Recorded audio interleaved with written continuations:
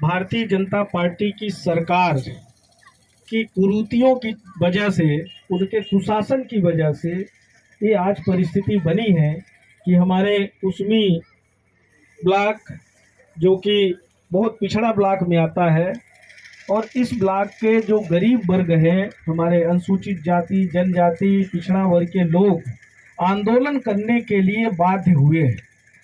सरकार जहां पे, जैसा अशोक सिंह जी अभी बता रहे थे कि 200 करोड़ से ज़्यादा पैसा जहां खर्चा हो चुका है, और जो परियोजना पहले स्वीकृत थी सिंगरौली जिले में, सिर्फ जंगल विभाग की एनओसी नहीं मिलने की वजह से जहां गरीब कई वर्षों से काबिज है, पुश्तैनी निवासी हैं, गुजर बसर कर रहे, खेती किसानी कर रहे हैं, और इन्होंने कोई मांग भी नहीं रखी कि हमको कोई बांध बना के दो, इसी में खुश थे।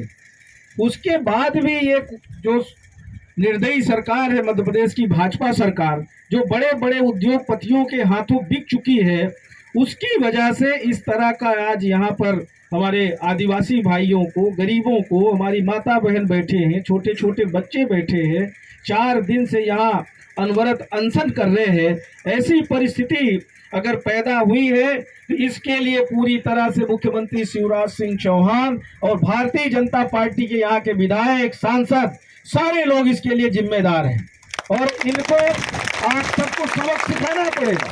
ये आज जो भी सिंगरौली जिला हो, सीधी जिला हो, पूरा मध्य प्रदेश हो, गरीबों को का मिला हुआ अधिकार जो छीनने की कोशिश की हो रही है, ये पूरी तरह से भारतीय जनता पार्टी की सरकार में बैठे हुए नेताओं की वजह से, भारतीय जनता पार्टी की कुशासन की वजह से, उनकी गलत नीतियों की वजह से आज आदिवासी वर्ग को जो अधिकार मिला था, जो पिछड़ा वर्ग को अधिकार मिला था, जो अनुसूचित जाति के भाई बहनों को अधिकार मिला था, सारा का सारा छीनने का प्रयास भारतीय जनता पार्टी की सरकार में हो रहा है।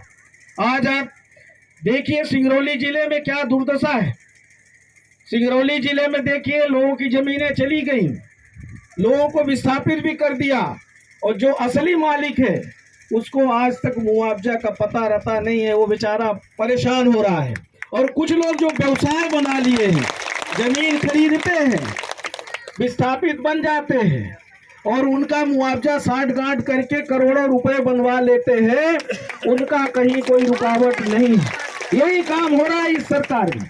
इस सरकार में गरीबों की सुनवाई नहीं है, और अपनी सुनवाई करने का भी एक ही तरीका हम लोगों के पास बचा है कि हम लोग अपनी जायज मांगों के लिए इसी तरह से सरकार से लड़ना पड़ेगा। गांधीवादी विचारधारा से ही हम लड़ाई लड़ेंगे, हमें लाठी डंडा नहीं चलाना।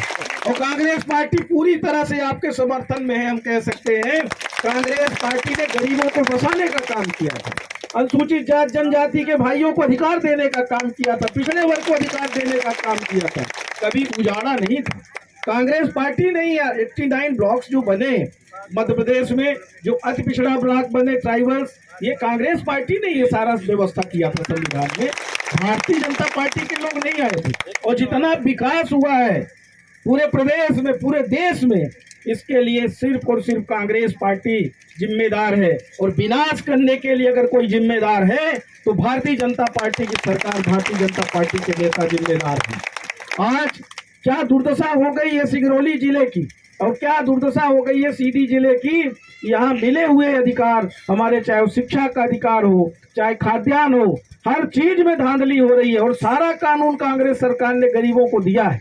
जो जितने में बसा हुआ था आदिवासी भाई, कांग्रेस सरकार ने उसको उतने का मालिकाना का पट्टा दे दिया था, मालिक बनाने का काम किया था, और आज उजाड़ने का काम हो रहा है। बार बार आवेदन जमा कराएंगे, 5 डिसमिल का हम भूमिहीन लोगों को पट्टा देंगे, पर पट्टा पता नहीं चलता है।